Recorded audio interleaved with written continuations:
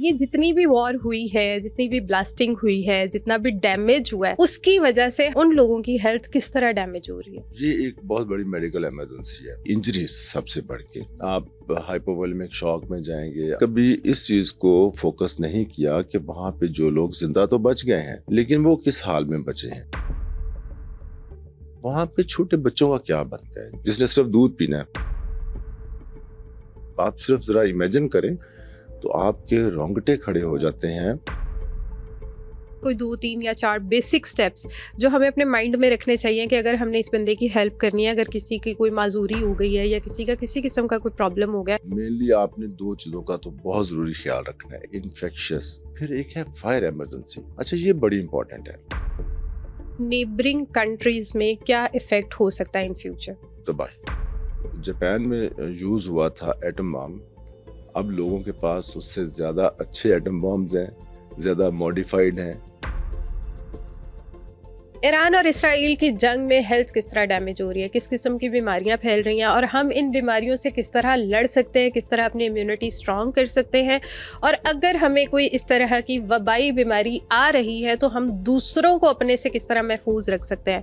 تو یہ سب جاننے کے لیے اس پوڈ کاسٹ کو اینڈ تک لازمی دیکھیں، کیونکہ اس پوڈ کاسٹ میں آپ کو وہ ساری ٹپس بتائی جائیں گی جس کی وجہ سے آپ خود کو بھی محفوظ رکھ سکتے ہیں اور اپنے ارد گرد لوگوں کو بھی محفوظ رکھ سکتے ہیں۔ یہ جتنی بھی وار ہوئی ہے، جتنی بھی بلاسٹنگ ہوئی ہے، جتنا بھی ڈیمیج ہوا ہے، اس کی وجہ سے ہماری ہیلتھ، ہماری یعنی ان لوگوں کی ہیلتھ کس طرح ڈیمیج ہو رہی ہے؟ جنگ جب ہوتی ہے نا جی، تو جنگ میں کون جیتتا ہے کون ہارتا ہے وہ ایک لمبی بحث ہے، لیکن میں یہ کہتا ہوں کہ صرف انسانیت ہارتی ہے، باقی سارے لوگ جیت جاتے ہیں، یہ سارے ہی ہار جاتے ہیں، لیکن انسانیت اس میں سسکیاں لے کے دم توڑ جاتی ہے۔ اور جنگ اللہ تعالیٰ سب کو بچا کے رکھے۔ ایک اس کا جو پینک ہے، اس کے جو آفٹر ایفیکٹس ہیں، اس کا ڈیورنگ دی وار جو امپیکٹ ہے لوگوں کی صحت کے اوپر، لوگوں کے ذہنوں کے اوپر، لوگوں کی معاشی زندگی کے اوپر، سماجی زندگی کے اوپر، اس کو آپ لفظوں میں بیان کر ہی نہیں سکتے۔ وہ جو لوگ اس سے گزرتے ہیں وہ سمجھتے ہیں کہ یہ کتنا بڑا ٹراما ہے۔ تو کمنگ ٹو دا پوائنٹ کہ ڈیزیزز، دیکھیں جو بھی وار زون ہوگا وہ وہاں پہ ڈیزیزز تو پھیلیں گی۔ اب ڈیزیزز کس طرح سے پھیلیں گی؟ یہ نہیں ہے کہ ایک بم بلاسٹ ہوا یا ایک کوئی میزائل گرا اور اس کے بعد وہاں پہ جانی نقصان ہو گیا، ایسے نہیں ہے۔ آپ اس کو سمجھنے کے لیے یہ کریں کہ جب ایک جگہ پہ ایک دھماکہ ہوتا ہے تو وہاں پہ جتنی آپ کی واٹر سپلائیز ہیں وہ ساری افیکٹ ہوگی۔ اگر آپ جب واٹر سپلائیز افیکٹ ہوں گی تو لوگوں کو پینے کا پانی وہ گندا ملے گا یا پانی ملے گا نہیں۔ تو دوسرے لفظوں میں آپ کہیں کہ اگر ہم نمبر 1 پہ رکھیں تو جتنی واٹر بورن ڈیزیزز ہیں وہ تمام کی تمام اس ایریے میں جو افیکٹڈ ہے، جہاں پہ یہ ایشو بنا ہے، جو میدان جنگ بنا ہوا ہے، تو وہاں پہ وہ ساری واٹر بورن ڈیزیزز آئیں گی، جس میں آپ کا ڈی ہائیڈریشن سب سے بڑھ کے، اور ڈی ہائیڈریشن کی وجہ سے آگے بہت زیادہ بیماریاں سٹارٹ ہو جاتی ہیں، آپ کی فوڈ پوائزننگ سٹارٹ ہو جائے گی، پیٹ لوز ہو جائے گا، بالکل ایسے تو یہ سب چیزیں سٹارٹ ہو جاتی ہیں۔ بذات خود جو ہے نا جی، ڈی ہائیڈریشن یہ ایک بہت بڑی میڈیکل ایمرجنسی ہے۔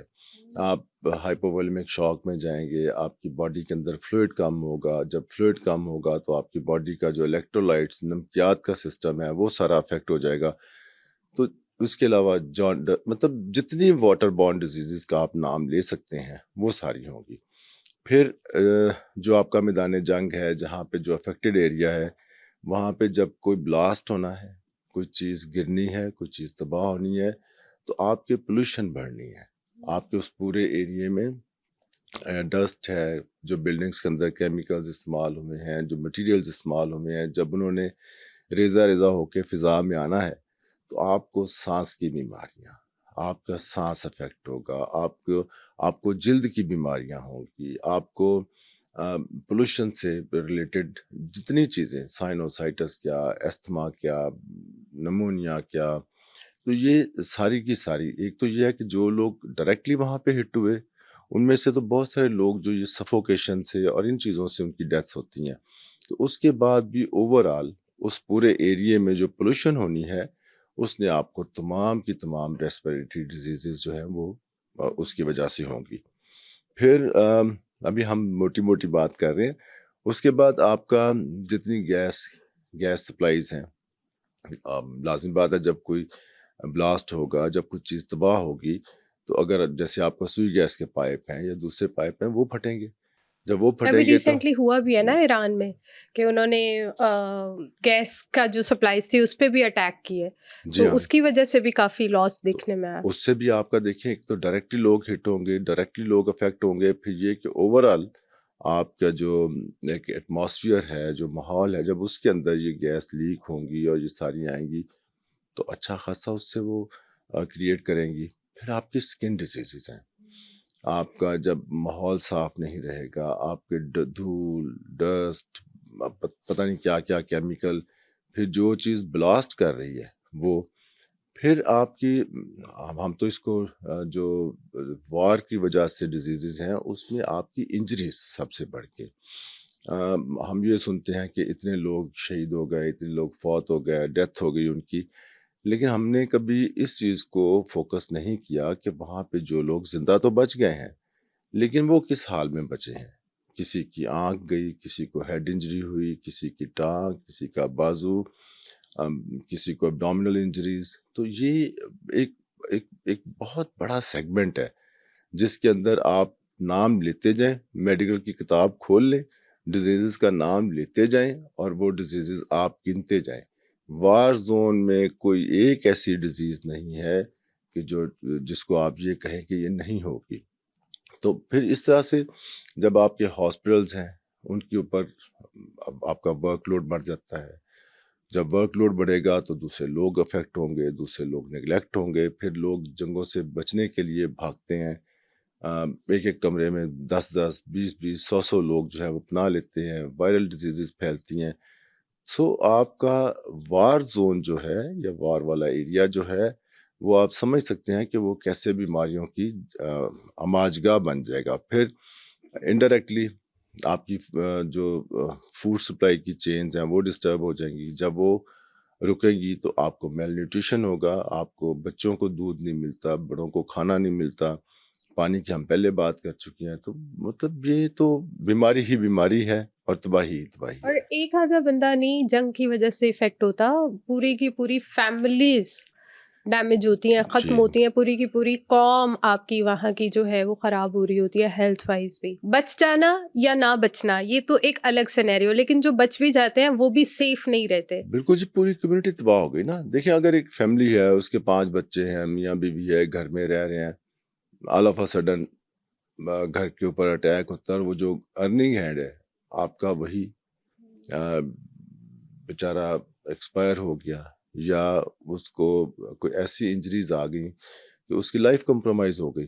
تو اب وہ تو ایک بندہ افیکٹ نہیں ہوا نا، وہ تو وہ 5 بندے، پھر جہاں وہ کام کرتا ہے اس کے 7 بندے. تو یہ لائک پوری کی پوری چین افیکٹ ہوگی، پوری کی پوری کمیونٹی افیکٹ ہوگی، پوری سوسائٹی افیکٹ ہوگی، پورا کنٹری افیکٹ ہوگا آپ کا. بہت موٹی موٹی ڈیزیزز کی تو بات کی ہے ڈاکٹر صابر کہ اس کی وجہ سے جنگ کے بعد یہ پرابلمز ہوتے ہیں اور ہو بھی رہے ہوں گے ڈیفینیٹلی. لیکن مجھے یہ بتائیں کہ اس سچویشن میں کرنا کیا چاہیے، لائک پریونشن کس طرح ہو سکتی ہے، اور جو لوگ اس پرابلم میں آ گئے ہیں، ڈفرینٹ قسم کی بیماریاں لگ گئی ہیں، کسی کو ڈائریا ہو رہا ہے، کسی کو کوئی انفیکشن ہو رہی ہے، تو پھر ان کو کیا کرنا چاہیے؟ دیکھیں اس میں بہت زیادہ کچھ وار زون کے اندر نہیں کیا جا سکتا، اس لیے کہ وہ جو آپ کی سوشل ڈپارٹمنٹس ہیں، ایک تو گورنمنٹ کے ہیں وہ کام کرتے ہیں، دوسرا والنٹیئر آرگنائزیشنز ہیں. ہم چھوٹے چھوٹے تھے جب سے ہم حلال امر کا نام سنتے ہیں کہ اس وقت سے یہ چیزیں، اب تو بہت ساری این جی اوز آ گئی، بہت سارے سیٹ اپس آ گئے، لوگوں کے اندر اویئرنیس آ گئی کہ کیسے ہم ہیومینٹی کو، کیسے ہم انسانیت کو سپورٹ کر سکتے ہیں، اور لائف سیونگ سے لے کے ان کو فیڈ کرنے تک کیسے ہم ان کو ٹیک اپ کر سکتے ہیں. لیکن ہیونگ سیڈ، مسئلہ یہ ہے کہ جب ایک جگہ پہ یہ پرابلم آئے گی تو آپ نے کام کیسے کرنا ہے. آپ پہلی بات تو یہ کہ وار میں ہم ایک جگہ پہ کوئی 100 لوگ رہتے ہیں تو نو بڈی نوز کہ who is going to be affected, کس کے گھر پہ کوئی میزل گرنا ہے یا کسی کے گھر پہ کوئی بم گرنا ہے یا کسی کو فائر کس کو لگنا ہے، تو اس کو تو آپ نہیں روک سکتے. اصل میں جو جنگ کے افیکٹس ہیں ان کو اگر آپ روکنا چاہتے ہوں، آپ دنیا میں ایک میسیج دینا چاہتے ہوں، تو وہ میسیج یہی بنتا ہے کہ وار کو روکیں، وار سے بچیں. وار سے بچیں گے تو آپ باقی چیزوں کو بچا سکتے ہیں، ورنہ لوگوں کو نہیں بچا سکتے. آپ نے کبھی میرا خیال ہے کہ پوری دنیا میں ہی میڈیا اتنا، ہم کہتے تو ضرور ہیں لیکن شاید اتنا آزاد نہیں ہوتا جیسے جو کچھ فلسطین میں یا جو باقی سارے ملکوں میں جہاں جہاں جنگیں ہوئی ہیں. کبھی کسی نے بہت اچھے طریقے سے فوکس ہی نہیں کیا، یا شاید لوگوں کو اجازت ہی نہیں ملتی فوکس کرنے کی، کہ وہاں پہ چھوٹے بچوں کا کیا بنتا ہے. جو بچہ جس نے صرف دودھ پینا ہے، آپ 2 منٹ کے لیے سوچیں کہ ایک بچہ ہے جس نے دودھ پینا ہے، جو باٹل فیڈنگ لیتا ہے، وہ کیا کرے گا؟ جب سپلائی نہیں آ رہی، دودھ نہیں آ رہا، تو کیا ماں اس کو پلائے گی؟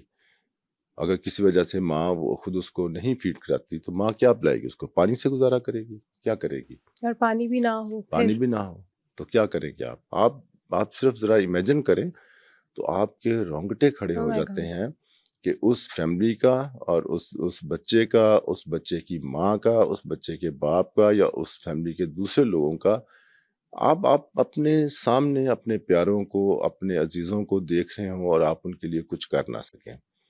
لیکن بہرحال یہاں پہ جو آپ کا کوشچن تھا، کمنگ ٹو دیٹ، وہ یہ ہے کہ ان جگہوں پہ ہیلتھ کیمپ وہ پرووائڈ کیے جا سکتے ہیں، اسٹیبلش کیے جا سکتے ہیں.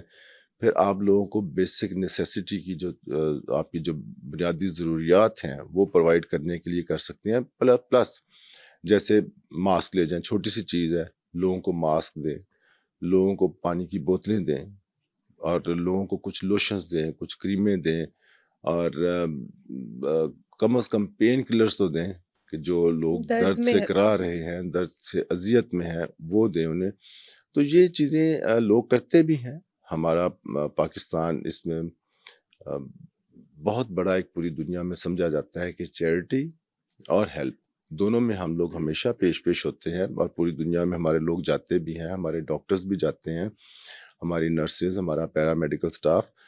تو اگر تو دنیا کے حالات ایسے ہی رہتے ہیں تو ہمیں یہ لگتا ہے کہ آنے والے دنوں میں لوگوں کو وار کے دوران یا وار جو ہے، جنگ جب ہو رہی ہے تو اس کے نتیجے میں جو افیکٹس آ رہے ہیں ان سے نپٹنے کے لیے بھی شاید پھر لوگوں کو ڈپارٹمنٹس بنانے چاہیے. سول یہ جو ہیں آپ کے بہت سارے سول ڈپارٹمنٹس آلریڈی کام کر رہے ہوتے ہیں، لیکن شاید ان کو زیادہ ایکٹیو کرنے کی ضرورت ہے، شاید ان کو ٹریننگ زیادہ دینے کی ضرورت ہے. جیسے ہمارا ایک ادارہ ہے 111122.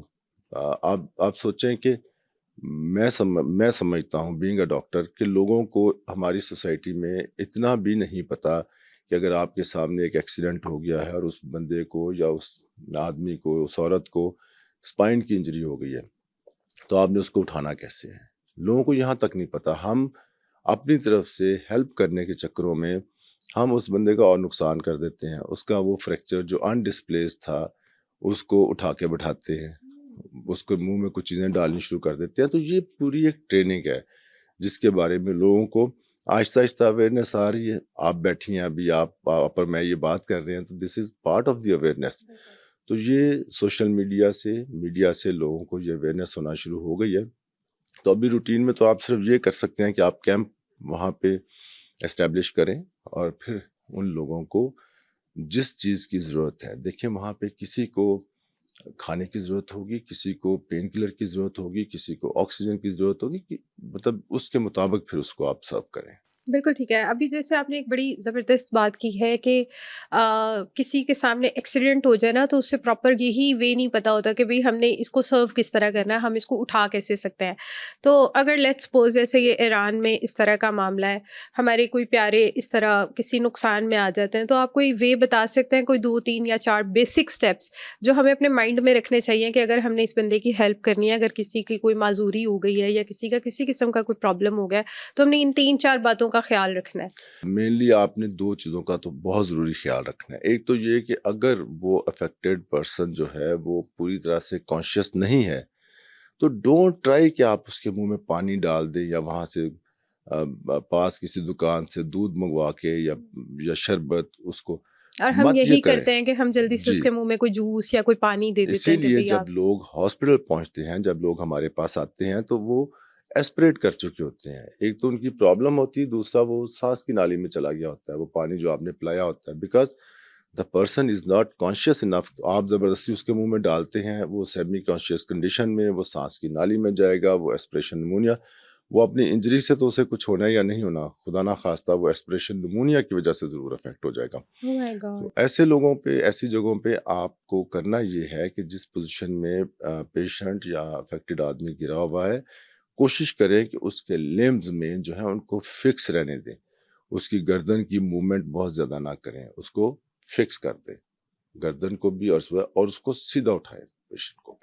اس کی ٹانگیں فولڈ نہ کریں, اس کو کروٹیں مت دلوائیں, اس کو اٹھا کے بٹھانے کی کوشش مت کریں, اس کو سیدھا فکس پوزیشن میں کر کے, تو ایسے ہی جیسے ہم اسٹریچر پہ پیشنٹ کو اٹھاتے ہیں اسی پوزیشن میں اس کو بیڈ پہ شفٹ کریں اور ہاسپٹل میں شفٹ کریں. اچھا مجھے یہ بتائیں کہ جیسے بلاسٹ وغیرہ ہوئے ہیں, آبویسلی ہاسپٹلس بھی بہت ڈیمیج ہوئے ہیں ادھر, ٹھیک ہے, ایران میں. تو یہ جتنے ہاسپٹلس ڈیمیج ہو رہے ہیں وہاں پہ لوگوں کو ہاسپٹل لے کے جانے کے لیے اس طرح کے ریسورسز نہیں ہیں, اور اگر ہاسپٹلس جاتے بھی ہیں تو وہاں پہ جنریٹرز بند ہیں, وہاں پہ آکسیجن کی کمی ہے, جو بیچارے ڈائلسس پہ تھے ان کے ڈائلسس رک گئے ہیں, جتنے بھی پروسیجرز ہو رہے ہوتے ہیں. تو اس سچویشنس میں تو مطلب ہمیں تو یہی نظر آ رہا ہے کہ لاس پہ لاس ہی ہے, مطلب چیزیں اسموتھ نہیں ہو رہی, پیشنٹس کے لیے تو بڑا پرابلم بن گیا جی یہ. بالکل, تبھی تو میں نے آپ سے پہلے بات شروع کرنے سے پہلے میں نے کہا کہ جنگ میں جو سب سے پہلے چیز دم توڑتی ہے وہ انسانیت ہے. انسانیت دم توڑ گئی وہاں پہ. آپ اپنے سامنے لوگوں کو بلکتے ہوئے, سسکتے ہوئے, مرتے ہوئے, روتے ہوئے دیکھیں گے, آپ کر کچھ نہیں سکیں گے.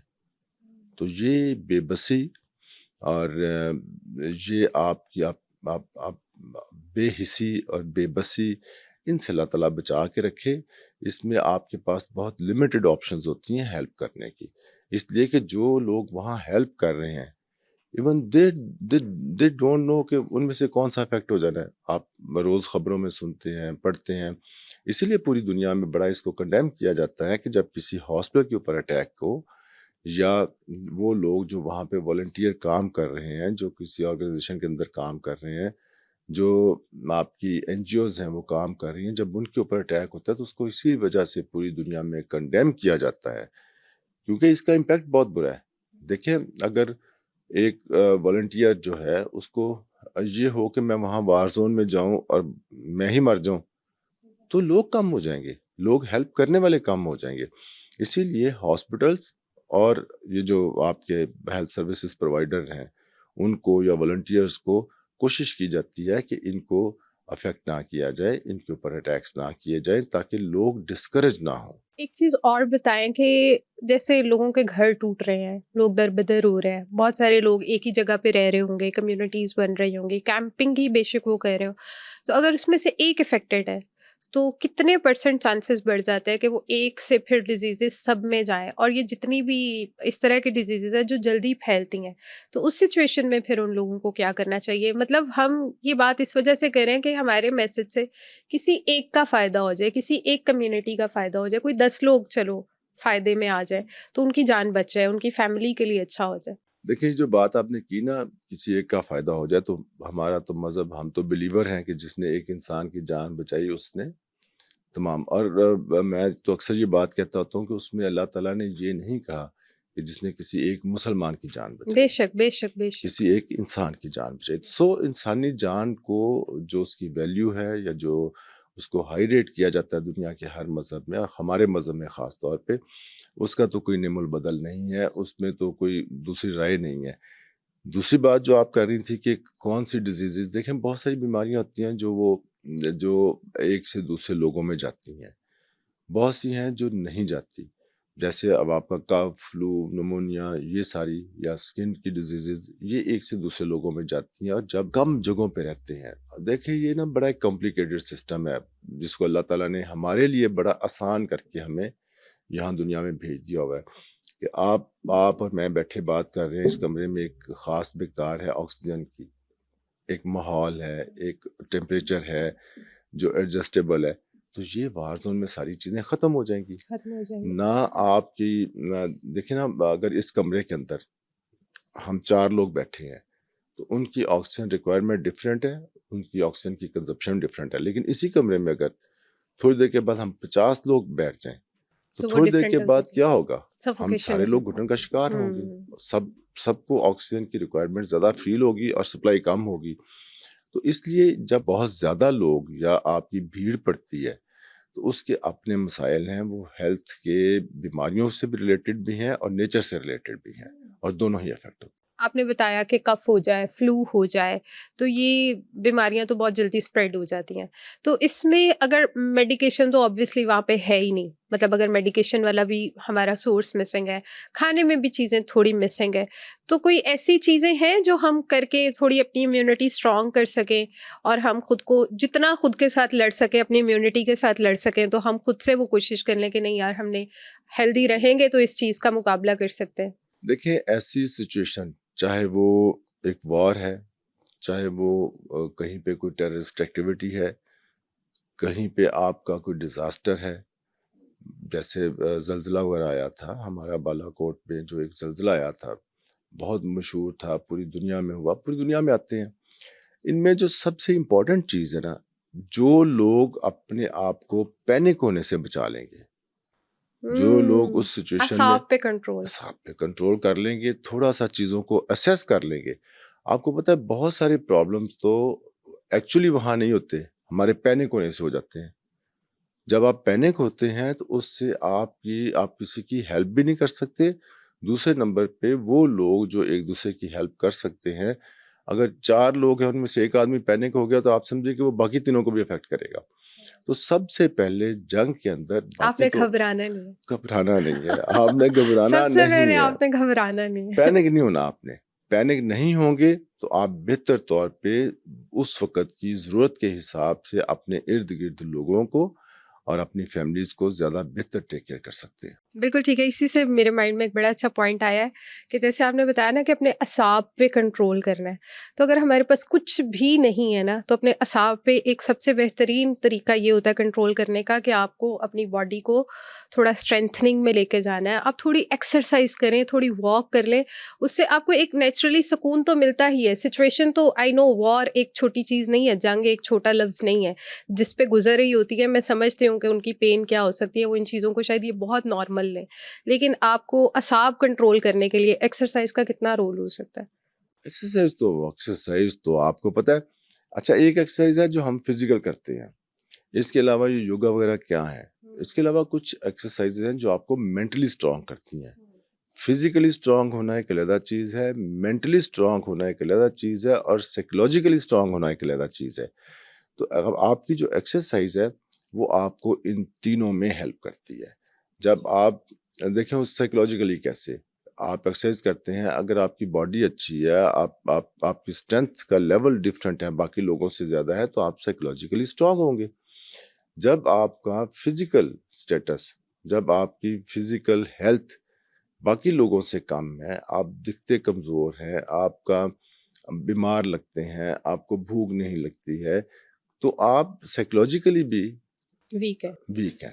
تو اس لیے ایکسرسائز تو in any case, but yes exercise کا یہ نہیں ہونا چاہیے. ہم جو اب لوگوں کو سمجھانے کی کوشش کرتے ہیں کہ جیسے کوئی ایک آدمی اٹھے 60 سال کی عمر میں, وہ کہے کہ میں نے جم جا کے تو میں نے ویٹ لفٹنگ کرنی ہے. دس از رانگ. آپ کو ایڈوائز لے کے کرنا ہے, اور اپنی ہر ایج کے حساب سے, اور پھر یہ کہ آپ کی فوکس جو ہونی چاہیے ایکسرسائز کا, آپ چاہتے کیا ہیں, تو اس کی ایڈوائز لے کے کریں. تو ایکسرسائز تو آپ اگر بہت بوڑھے ہو گئے ہیں, آپ سے چلا نہیں جاتا, تو ہم کہتے ہیں کہ آپ دیواروں کا سہارا لے کے چلیں. صحیح بات ہے, چلنا پھرنا نہ چھوڑیں, آپ کوئی اسٹک کا سہارا لے لیں. بٹ موبلٹی ہوگی تو زندگی ہوگی. اگر آپ موبائل نہیں رہیں گے, اگر آپ ایگزرٹ نہیں کریں گے, تو آپ فٹ نہیں رہیں گے. بالکل ایسے. اور اگر ہم بالکل ایک پوزیشن میں بیٹھنے کی یا لیٹنے کی عادت ڈال لیں گے تو وہ اتنی ہماری فکس ہو جائے گی, اتنی پکی ہو جائے گی کہ بس پھر ہم لیٹ ہی جائیں گے. تو ابھی ہمیں لیٹنا نہیں ہے, ہمیں اٹھ کے چلتے پھرتے رہنا ہے, اور ہمیں ہیلدی رہنا ہے. اسی کی وجہ سے ہم اس طرح کے پوڈ کاسٹ بھی کرتے ہیں کہ ہم لوگوں کو یہ اویئر کر سکیں کہ ہیلتھ کتنی امپورٹنٹ ہے. تو اسی کے ساتھ ساتھ مجھے ایک چیز اور بتائیں کہ جیسے یہ وار چل رہی ہے, اس سے نیبرنگ کنٹریز میں ابھی تو الحمد للہ یہاں تک کوئی اس طرح کا پرابلم نہیں آیا, کوئی اس طرح کی ڈیزیز نہیں آئی, لیکن نیبرنگ کنٹریز میں کیا افیکٹ ہو سکتا ہے ان فیوچر؟ دیکھیے کہ جب آپ کا کوئی وار زون بنتا ہے نا تو وہ صرف اس جگہ کا لوکل پرابلم نہیں رہتا. آپ کی ہوا ہے, آپ کا پانی ہے, آپ کی زمین ہے, یہ ساری چیزیں پورا زمین کا ایک ٹکڑا ہے جس کے اوپر آپ لوگ رہ رہے ہیں سارے. ٹھیک ہے نا. آپ اگر آپ کے ہمسائے میں, یہ آپ اس کو سادہ لفظوں میں ایسے لے لیں کہ اگر آپ کے ساتھ والے گھر میں خدا ناخواستہ آگ لگ جائے, وہاں پہ دھواں اٹھے, تو کیا آپ کے آفٹر اپنے گھر افیکٹس میں ہوتے ہیں. اس دھوئیں کی وجہ سے کھانسی اور سانس کی گھٹن وہ نہیں شروع ہو جائے گی؟ تو یہی حال ملکوں کا ہے. جب ایک ملک جنگ کے اندر پھیلا ہے یا بیٹھا ہے تو اس کے افیکٹ سب سے پہلے نیبرنگ کنٹریز کے اوپر ہی آنے ہیں. وہاں کے لوگوں کو نقصان پہنچانے کے بعد اس آب و ہوا نے, ان موسمی اثرات نے, ان ذرات نے جب نیبرنگ کنٹریز کا رخ کرنا ہے تو وہاں پہ انہوں نے لوگوں کے ساتھ یہی کچھ کرنا ہے. اس میں پھر وہی بات کہ سب سے بڑھ کے آپ کی یہ سانس کی بیماریاں ہیں اور آپ کی جلد کی بیماریاں ہیں. تو یہ آپ کو, اور بہت سارے ایسے, جو امپورٹنٹ بات ہے, بہت سارے ایسے مادے وار ہیڈز میں یوز ہوتے ہیں کہ جو آپ کے ذہن کے لیے اور آپ کے دماغ کے لیے, ایک تو ہم سائیکولوجیکل بات کرتے ہیں نا, میڈیکلی اور فزیکلی, وہ آپ کے دماغ کے لیے ٹھیک نہیں ہوتی. سیریسلی. یس. تو وہ جب آپ دیکھیں نا, آپ نے سانس لیا ہے, جو ہوا ہے, آکسیجن ہے, آپ کے لنگز میں گئی, وہاں سے خون میں گئی, خون سے اس نے پوری باڈی میں پھیلنا ہے. تو جب آپ کا ہوا اور ہوا سے بلڈ جب اس طرح کی چیزیں ایبزارب کرے گا اور وہ آگے سرکولیٹ کریں گی تو پوری باڈی میں جہاں جہاں بلڈ جا رہا ہے وہ اس کو افیکٹ کریں گی. اور یہ لوگوں کو اثر ہوتا ہے, ذہنی بھی, جسمانی بھی, اور سوشلی بھی. Oh my God. ڈاکٹر صاحب ایک چیز اور بتائیں کہ جیسے کہیں پہ بلاسٹ ہوتا ہے, اگر وہاں سے تھوڑے ٹائم کے لیے بالکل بنجر ہو گئی ہے زمین, گھر ٹوٹ گئے ہیں, آبادی ختم ہو گئی ہے, تو وہ کتنے ٹائم تک اس کے ایفیکٹس وہاں پہ رہتے ہیں؟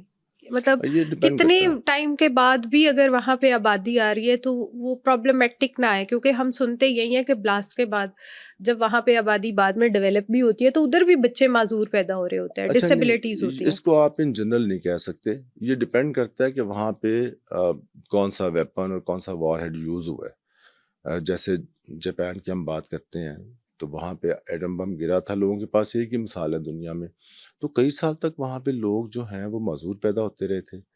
تو اس لیے وہ ڈپینڈ کرے گا کہ وہاں پہ کیا چیز یوز ہوئی ہے اور اس چیز کے, اس وار ہیڈ سے ریلیٹڈ اس کے سائیڈ ایفیکٹس کیا ہیں اور اس کی ڈیوریشن کیا ہے, یہ اس کے اوپر ڈپینڈ کرے گا. تو اگر خدا نخواستہ یہ جنگ بھی نیوکلیئر بام تک آ جاتی ہے تو آپ کو کیا لگتا ہے, بس تباہی؟ جی, تباہی, کچھ نہیں اور. اس لیے کہ جو جاپان میں یوز ہوا تھا ایٹم بام, اب لوگوں کے پاس اس سے زیادہ اچھے ایٹم بامز ہیں, زیادہ موڈیفائڈ ہیں اور زیادہ جدید ہیں.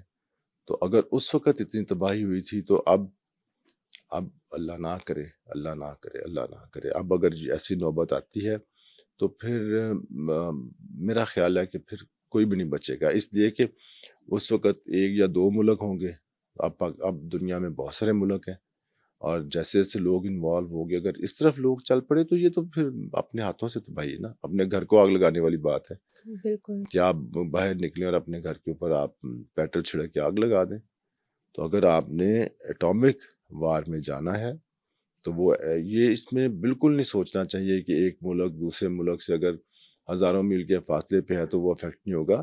یس, ڈائریکٹ افیکٹ نیبرنگ کنٹریز پہ آئے گا, لیکن ادروائز افیکٹ, آپ چھوٹی سی مثال لیں, ابھی آپ کا یہ جو ریسنٹ جنگ چل رہی ہے تو کتنے دنوں میں آپ کا پیٹرول کہاں پہ پہنچا ہے؟ تو اس سے کیا ہوگا, آپ کی غربت بڑھے گی, آپ کی بائنگ پاور کم ہوگی, آپ کی لوگوں کے روزگار کم ہو جائیں گے. تو کیا یہ ساری چیزیں افیکٹ نہیں ہیں؟ اب ہم ڈائریکٹلی جنگ میں انوالو نہیں ہیں, بالکل, بٹ آپ کے یہاں پہ کتنے افیکٹس آ گئے ہیں. بالکل ایسے. تو اگر آپ اس وار زون کے اندر ہوں تو آپ کے اوپر کیا حال ہوگا. اور اس ٹائم پہ جن پرابلم سے وہ کمیونٹی گزر رہی ہے, جو سفرنگ وہ لوگ کہہ رہے ہیں, پھر خدا نخواستہ ان ایریاز میں بھی وہ سارا کچھ اسٹارٹ ہو جائے گا تو پھر ہم تو کہاں کے کہاں چلے جائیں گے. ایسی سچویشن میں ہماری سائڈ سے کیا ایک انیشیٹو بنتا ہے, ہمیں کیا کرنا چاہیے یا ہم کیا کر سکتے ہیں؟ ہم سے مطلب آپ ہے کہ آپ تو اتھارٹیٹیو مینجمنٹ میں ہے, آپ کو کیا کرنا چاہیے؟ آپ کچھ سجیسٹ کرتے ہیں گورنمنٹ کو, تو کیا ہونا چاہیے کہ ہیلتھ وائز ہم چیزیں تھوڑی اسموتھ کر سکیں؟ دیکھیں, ایک تو آپ بات کر رہی ہیں جنرل ہیلتھ کے حوالے سے, وہ تو ٹھیک ہے, کنٹینیوس پروسیس ہے. تمام گورنمنٹس کوشش کرتی ہیں اپنی اپنی ویژن کے مطابق, اپنی اپنی استطاعت کے مطابق. لیکن جو بات ہم دوسری کر رہے ہیں اس کے لیے, جیسے ہم فاروق ہاسپٹلس کی جو چین ہے ہماری, الحمدللہ we are the largest chain of private hospitals, تو ہم we are always prepared for the disasters. کوئی فائر ایمرجنسی ہے, کوئی نان فائر ایمرجنسی ہے, تو یہ نہیں ہو سکتا کہ ہم نے اپنے لوگوں کو ٹریننگز کرائی ہوئی ہیں. اچھا, بڑے مزے کی بات یہ ہے کہ اب جو پنجاب ہیلتھ کیئر کمیشن ایک ادارہ گورنمنٹ نے بنا دیا ہوا ہے, پھر PMDC ہے, جو گورننگ باڈیز ہیں ان کے پورے SOPs بنے ہوئے ہیں. بدقسمتی سے ان پہ عمل نہیں کیا جاتا. بٹ یس, ہم بینگ اے پرائیویٹ ہاسپٹل یا being a chain of private hospitals, الحمدللہ ہم کوشش کرتے ہیں, ہم اپنے لوگوں کو پیریوڈک ٹریننگز دیتے ہیں. ہر 3 مہینے کے بعد ان کی موک ڈرلز کراتے ہیں, ان کو ٹریننگز دیتے ہیں, بیکاز یہ ہم سمجھتے ہیں کہ یہ صرف ان کے لیے نہیں ہے, یا ہم یہ سوچیں کہ کوئی پیشنٹ آئے گا, یہ ایمرجنسی, یہ ڈیزاسٹر, اس سے کوئی بھی افیکٹ ہو سکتا ہے. وہ آپ بھی ہو سکتی ہیں, وہ میں بھی ہو سکتا ہوں. تو اگر ہمارے ارد گرد رہنے والے لوگ ٹرینڈ ہوں گے تو ہمیں مدد ملے گی, ٹرینڈ نہیں ہوں گے تو مدد نہیں ملے گی. یہی میسیج ہے جو میں اپنے اسٹاف کو بھی دیتا ہوں, میں اپنے لوگوں کو بھی دیتا ہوں, اور باقی فورمز پہ بھی دیتا ہوں کہ ہم جو ہاسپٹلز ہیں, ہماری ذمہ داری زیادہ ہے. ہمیں اللہ نے یہ موقع دیا ہے کہ ہم اپنے ارد گرد لوگوں کو ٹرین کریں, یہاں تک کہ صرف اپنا اسٹاف نہیں, اسٹاف نرسز کو بھی کریں, جو ہیلپ اسٹاف ہے اس کو بھی کریں, ایون پیشنٹس کو بھی کریں. جو لوگ آتے ہیں, awareness should be a part of the treatment. بالکل ٹھیک ہے. آپ کے اسی جواب سے ایک سوال اور آ گیا ہے, اور وہ یہ ہے کہ جیسے آپ نے بتایا کہ آپ ڈفرینٹ ڈرلس کرواتے ہیں, ڈفرینٹ ٹریننگس دیتے ہیں, تو کچھ آپ بیسک 3 سے 4 ایسی ٹریننگز یا ڈرلس کو تھوڑا ایکسپلین کر دیں گے کہ وہ ڈفرینٹ کنٹریز میں بھی اگر یہ دیکھا جائے انشاءاللہ تو ان کو بھی یہ پتا ہو کہ اگر ہم ایک ہاسپٹل میں کام کر رہے ہیں تو یہ بہت بیسک چیزیں ہیں جو ہماری پریکٹس میں ہونی چاہیے, جو ہمیں لوگوں کو گھروں میں بھی ایون انفارم کرنا چاہیے, بتانا چاہیے, اویئر کرنا چاہیے کہ خدا نخواستہ کسی بھی ملک میں کسی بھی جگہ پہ اس طرح کا ڈیزاسٹر کوئی آتا ہے, کوئی پرابلم آتی ہے, تو ہم اسے فیس کر سکیں. آپ سب سے پہلی بات تو جب ہم ہاسپٹلس کی بات کرتے ہیں تو ایک ہے کہ انفیکشن کنٹرول. اچھا, اس کی ٹریننگز ہم لوگوں کو کرواتے ہیں. اگر مجھے ایک سکن کی بیماری ہے تو ضروری نہیں ہے کہ ہم اس کمرے میں اگر 4 لوگ بیٹھے ہیں تو میں جب یہاں سے جاؤں تو میں 4 کو بیمار کر کے جاؤں. یہ اویئرنیس لوگوں کو ہونی چاہیے. ہم اپنے اسٹاف کو بھی دیتے ہیں کہ ایک انفیکشن کو دوسری انفیکشن تک نہیں جانا چاہیے. پھر ایک ہے فائر ایمرجنسی. اچھا, یہ بڑی امپورٹنٹ ہے, بہت ایک ایسی چیز ہے, جیسے بھی آپ نے کراچی میں دیکھا تھا, بالکل ایک ایسے یہ ایمرجنسی ہے کہ جس میں اگر آپ نے اپنے ریفلیکسز پہ قابو رکھا, اگر آپ کی تھوڑی سی ٹریننگ ہوئی تو آپ اپنے آپ کو بھی بچائیں گے, آپ اپنے ساتھ بہت سارے اور لوگوں کو بھی بچانے میں کامیاب ہو جائیں گے. تو اس لیے فائر کے اوپر ٹریننگ ہم کراتے بھی ہیں اور ہم پروموٹ بھی کرتے ہیں کہ ضرور ہونی چاہیے. پھر آتی ہے نان فائر ایمرجنسی ڈیزاسٹرس, جیسے ارتھ کویکس ہے یا جیسے بم بلاسٹ ہیں, مطلب کوئی ٹیررسٹ ایکٹیویٹی ہو گئی ہے, آپ کے نیئر بائی کوئی میجر ایکسیڈنٹ ہو گیا جس میں ہنڈریڈز میں کیجولٹیز ہیں یا لوگ انجرڈ ہو گئے ہیں, تو یہ ساری ٹریننگز جو ہیں یہ گورنمنٹ کے لیول پہ بھی ہوتی ہیں, ہونی چاہیے بھی. ہمارے میں جیسے آپ کو بتایا کہ 1122 یہ کام کر رہا ہے, لیکن ہم بینگ اے پرائیویٹ ہاسپٹل ہم اس کو بہت پروموٹ کرتے ہیں, ہم اس کا بہت خیال رکھتے ہیں.